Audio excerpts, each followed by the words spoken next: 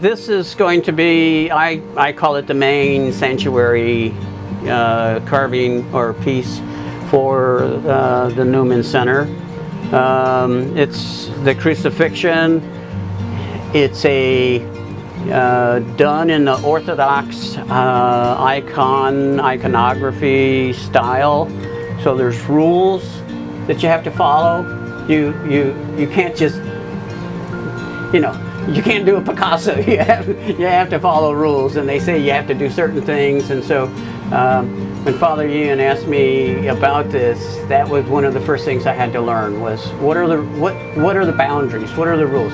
And I would question him, and I would say, well, what about this? And he said, well, it is a little bit like the Orthodox, where they kind of have tradition and they have rules. It is following that Orthodox process or method. What is interesting to me is there's very little wood carving done in Orthodox work. So this piece actually is 4 pieces of wood. Yeah, 4 pieces of wood. They're about 10 inches apart, or 10 inches wide. And so the first part is actually getting the edges and the wood prepped, and then gluing it.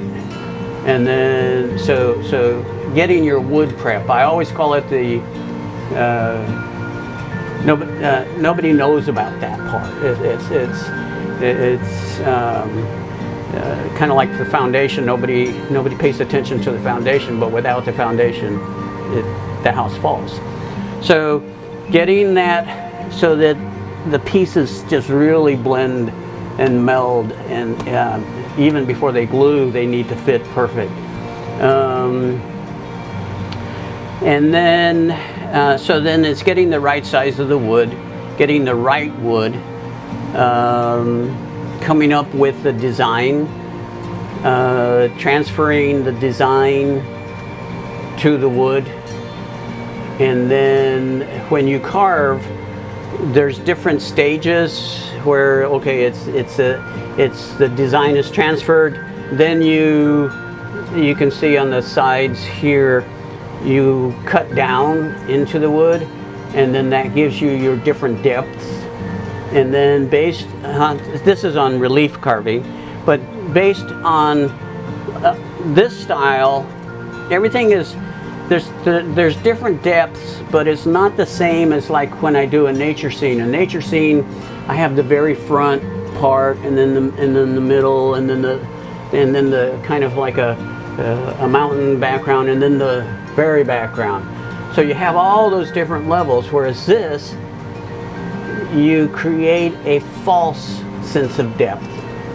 It's almost all the same depth, but then different shadows create that depth. And so it's a different style of carving, just because of the subject that it is and stuff.